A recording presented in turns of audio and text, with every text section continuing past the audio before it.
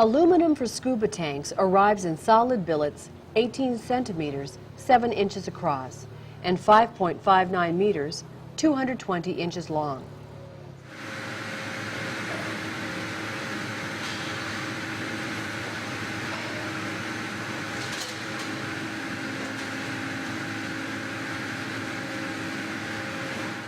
Saws cut aluminum slugs the proper weight from the billet. A standard U.S. 80 cubic foot scuba cylinder requires approximately 14.5 kilograms, 32 pounds of aluminum.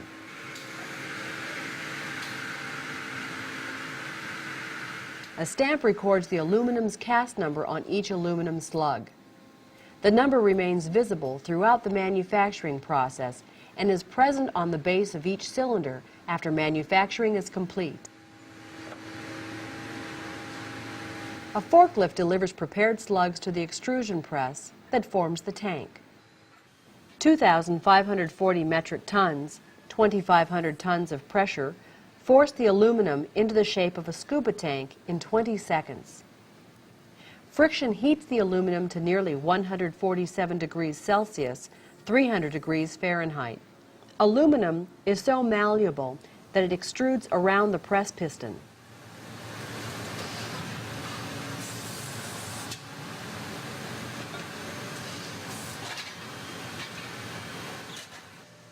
An independent inspector checks each cylinder to make sure it meets government standards. He checks the thickness of the cylinder walls and base, along with making a visual inspection of the inside, looking for imperfections.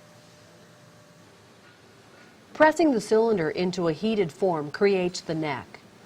The cylinder is single-piece construction, no welding.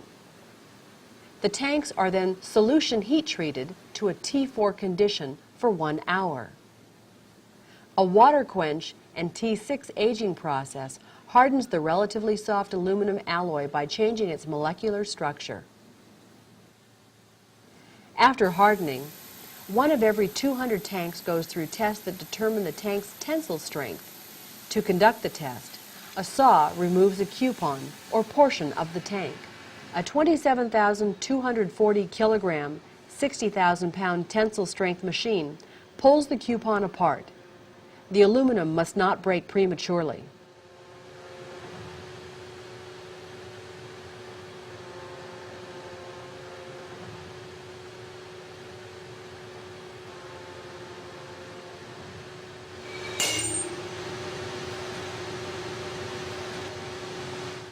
The crush test determines how much external pressure the tank can withstand.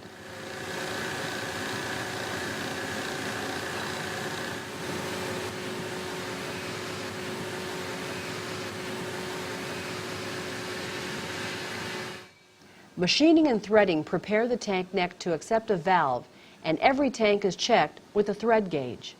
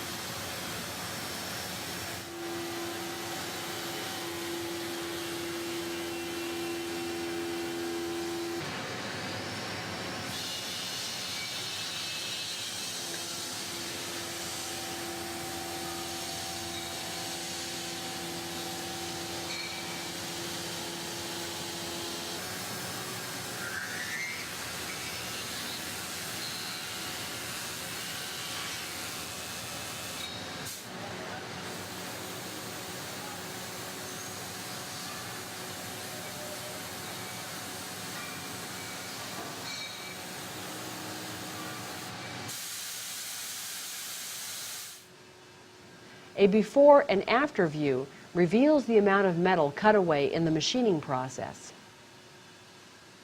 Every tank goes through hydrostatic testing before leaving the factory. The hydrostatic test measures tank expansion under pressure. Filled with water, tanks go into a water jacket. Testing equipment increases the pressure inside the tank to 5/3 its working pressure. The tank expands, displacing water from the jacket. Measurements of the displaced water indicate how much the tank expanded. If the expansion is within acceptable limits, the tank passes the test. If not, it fails and can't be used. Markings stamped on the cylinder neck show the manufacturer's name and tank specifications, including service pressure, hydrostatic test date, and serial number.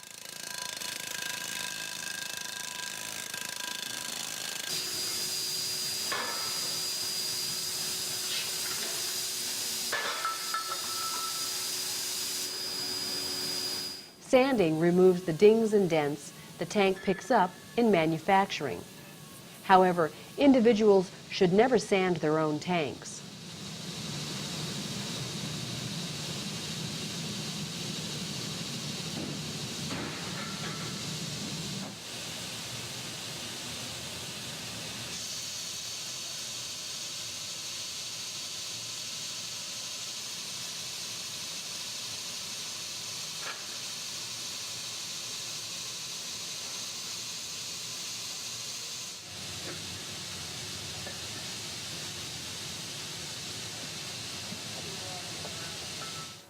To serve as a base, each tank gets a base coat of primer.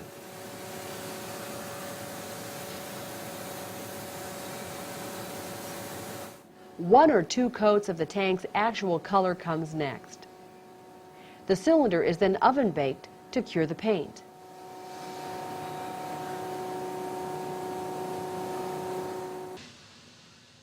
Each tank must pass strength, metal chemistry, and cosmetic inspections before shipping.